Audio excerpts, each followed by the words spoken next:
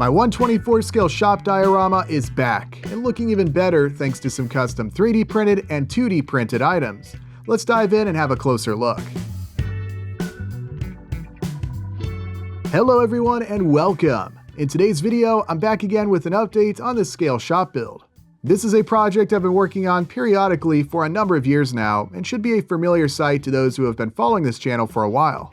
But whether you're new to this series or need a little refresher, after all it's been a hot minute since I made a video featuring this diorama, let me catch you up to speed.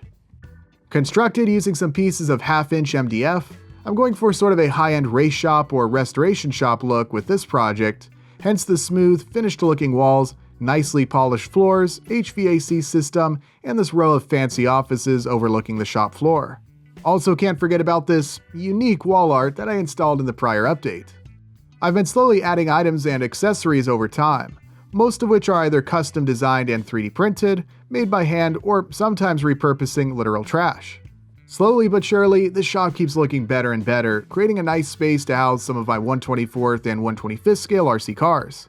Also a great spot to take some nice photos and videos to post on our social media pages. Although of course, like any flat surface around here, it also tends to accumulate a lot of tools, boxes, and projects that aren't exactly to scale, but at least right now I've got it cleaned up and organized. Unlike when building an RC vehicle, this is more of a project that I can put down and pick up whenever I want to. Well, not literally as it's quite heavy, but what I'm saying is I don't have the frustration of forgetting how stuff worked or losing track of a bunch of tiny hardware. It's just something I can always come back to and add a little more detail when I'm in the mood.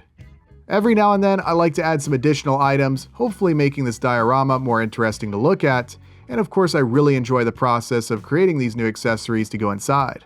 As you've probably seen if you've been following our social media pages, linked below in the description of course, I've got a lot of RC projects going on currently, which eventually you'll be seeing some videos about here on the channel, hopefully sooner than later. Of course I really want to focus more on quality than quantity with these videos that I'm putting out. That said, with many more hours of editing going to be necessary before any of those videos are ready to go up here on the channel, and the fact that I've been working on a few new scale shop accessory designs over these past few weeks, I figured I'd quickly put together this little video to share with all of you. I do have a playlist with the prior videos featuring the scale shop, which I'll be linking to below in the description if you'd like to check that out, but especially when considering it's been so long since the prior update, let me take you all on a little tour.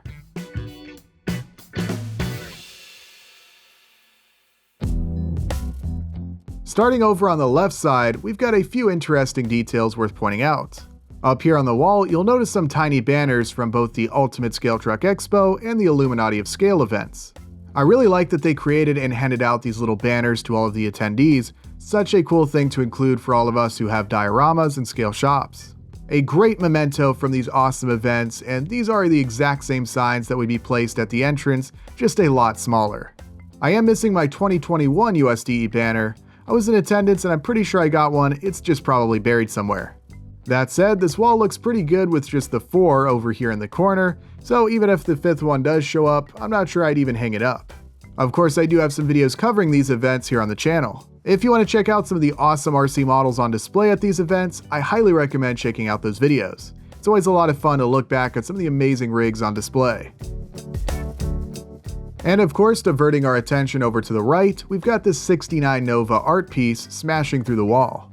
This is one of the items that I added in the prior update video. I thought it would be a fun novelty to have in the shop. That's a 3D printed Nova from Andre over on Cults 3D, well, at least half of one anyways. He's got lots of cool vehicles available for those of you who like to 3D print your own model kits or RC bodies. Really happy with how this turned out, especially with those functional headlights. I think it looks pretty cool, certainly something fun and a little different. Lower down, I guess this is sort of the junk / wheel and tire pile, a bit unorganized and out of the way. It's a relatively clean, professional, and organized shop, but no shop is ever going to be perfect, right? Even the multi-million-dollar ones. So I guess that is what it is, unless I come up with something better to put here. In the middle, we have one of our 1/24 scale 3D printed pedestrian doors, as well as a larger overhead door that was scratch built using some sheets of styrene. Turning towards the back wall, there's a walkway with some offices that overlook the shop below. It's kind of difficult to make the offices look authentic since they're just 2D images, but maybe at some point I can figure out a way to add a little more detail up here. Down below that, I have a bunch of our 3D printed Scale Shop accessories, including 3 car lifts. Of course, many of these items were custom designed and 3D printed, as showcased in the prior videos. STL 3D print files for many of these items can be found on our Patreon, as well as physical kits being available on our website, simply requiring some paint and assembly. Be sure to check out the links below in the description if you're interested in using these items for your own diorama. Among the many 3D printed items are a few handmade accessories like this body panel stand made with some wire. Also some random parts and pieces laying around to help add some detail and hopefully make things more interesting to look at.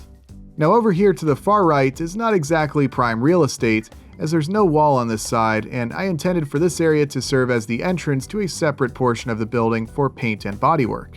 Separated by both a pedestrian door and overhead door with the windows above overlooking this section of the building, this is sort of how I envisioned the layout of the shop for anyone who's curious. It's not like a ton of thought went into any of this, but maybe this helps explain the layout. I thought this would be a nice opportunity to try and add a little more detail in this area. That 3D printed overhead door isn't exactly the most detailed piece and should probably be replaced by something a bit more detailed, but what I had in mind for today was simply adding a checkered floor to this area over here. Right now the floor is just a giant gray slab, which does look a bit like concrete, but adding a bit of variety ended up looking pretty cool. I simply created a checkered pattern, printed it on some peel and stick label paper, and there you go. I used some thin vinyl tape to go around the outer edge, and I think it turned out great. The only issue is that the vinyl tape has been lifting in some spots, so if I was to do this again, I would probably go ahead and add some glue in spots to help keep it from lifting, but although it's slightly annoying, it's not a big deal. I really like that it adds some more variety to the floor and makes this corner a bit more interesting to look at. Maybe more like a showroom vibe, even though it's just a tiny area. I guess we can imagine the flooring goes much further, so theoretically there could be a lot more cars on display. This diorama already takes up enough space as it is though, so we'll just have to leave that to the imagination. Now before I showcase some of the 3D printing, I did a bit more 2D printing as well. To add some additional detail to this area, I thought it would be cool to go through our Instagram page, which is @MakeItRC if you want to give us a follow, and what I did was pick out a few nice pictures that I posted over there, shrunk them down, printed them once again on some white label paper, and applied them to the wall along with some other signage. Very simple, but I think it looks great.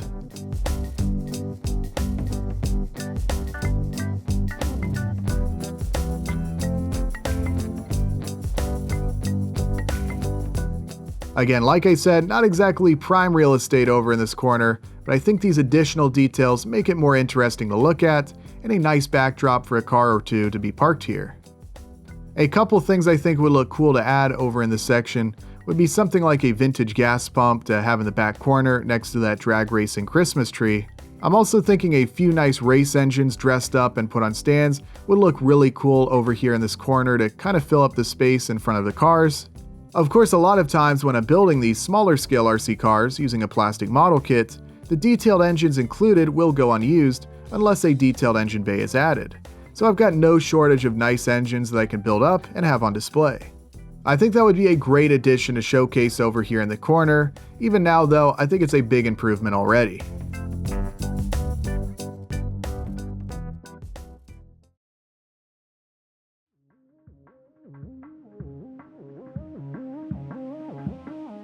Alright, so now it's time to go high tech and start designing and 3D printing some new accessories. The first item being a 12-foot ladder, which I thought would look cool in a variety of different dioramas, or even mounted to the exterior of a work vehicle. It was a simple object to design, though it's worth noting that it can't be folded out like a real ladder of this type could. Maybe in the future I can make one that actually folds in and out, but for now I figure this is something that's easy to design and 3D print, and it'll look right at home hanging on a wall or mounted to a vehicle. 3D printing this is easy as it's one piece with few overhangs and has a flat bottom for good bed adhesion. I did try to include some more subtle details like the bolts that hold everything together. Some basic sanding and painting, and using a silver Sharpie to easily color all of the bolts really makes this a nicely detailed object, and I'm happy with how it turned out. Next up was one of these 20-gallon adjustable oil drain pans. I made a design for this style of drain pan a while back, but in an auto shop with lifts that's frequently changing oil, these here will be a common sight. Obviously, a little more design work was required here, but after collecting some reference images and getting some real-world measurements, I divided them by about 24.5, and here's what I ended up with. Like with most of these objects, I'm designing them specifically for printing on a typical hobby FDM type 3D printer. Because of this, I needed to make sure that things like the handle aren't too thin, otherwise it might break while being printed or being handled. I do the best I can to add some small details, however at a certain point, they really aren't going to be visible on an item of this size and won't show up when FDM 3D printing, even with a smaller size nozzle. The inclusion of some non-3D printed items, such as a 2mm dowel pin and a piece of wire to look like the hose, help make it look more like the real thing. That steel dowel pin will also be a lot stronger than if I had 3D printed that section. Of course, the height is fully adjustable during the assembly process, just glue it at whatever height you want. And finally, I wanted to design a floor-standing drill press, an item that's been requested by quite a few people. Once again, I started by gathering some reference material and measurements. This is by far the most complex object of the three that I'm showcasing today. Fortunately, being only 1/24 scale, it's not like I need to go to great lengths to replicate every minute detail. Just replicating the general shape and appearance will be good enough for an object of this size. Obviously, as the objects get larger, you want to try and add more and more detail to achieve a lifelike appearance. If you decide to 3D print any of these models yourself, you can always scale them up to a larger size if you'd like.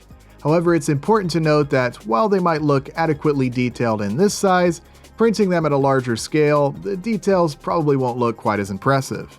Before long though, the design was complete.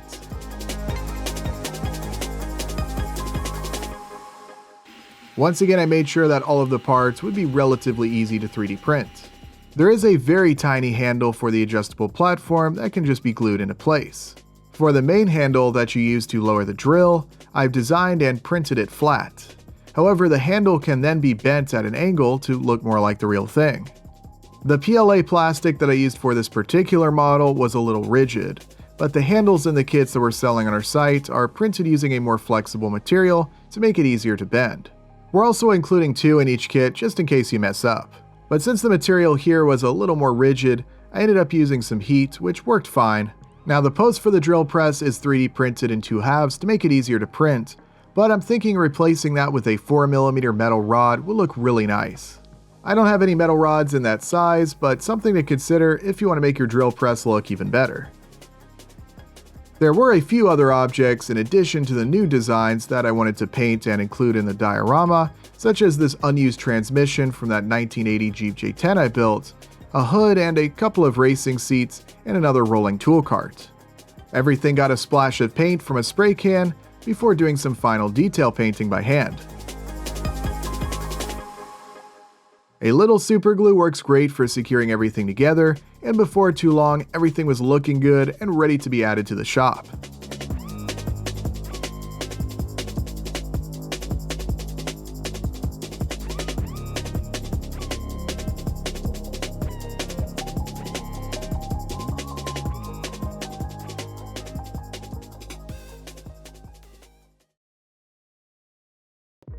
It's always fun when I'm able to add some new items to the shop, and I'm really happy with how these turned out.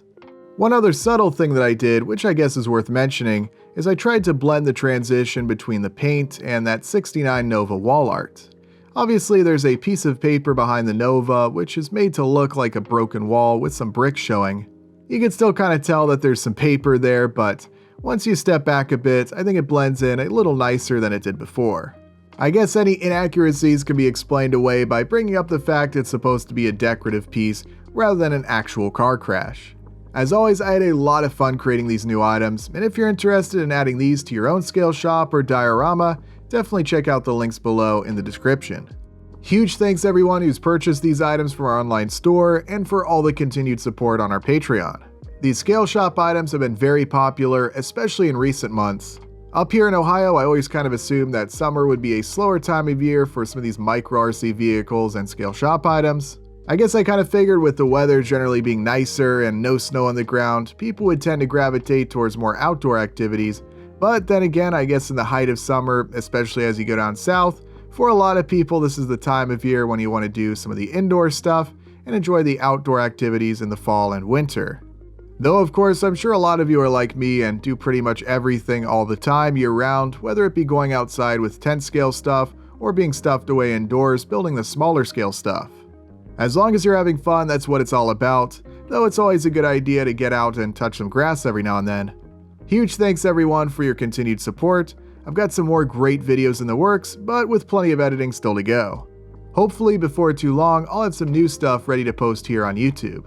If you enjoyed today's video, I think you'll like this one where I built a smaller garage diorama a few years back. I wasn't going for the high dollar race shop aesthetic with this project, instead a much grimier and more cluttered diorama that I think turned out looking pretty nice. I would definitely recommend checking out that video if you haven't already. But that's all I've got for today's video. As always, thank you all very much for watching, and I'll see you next time.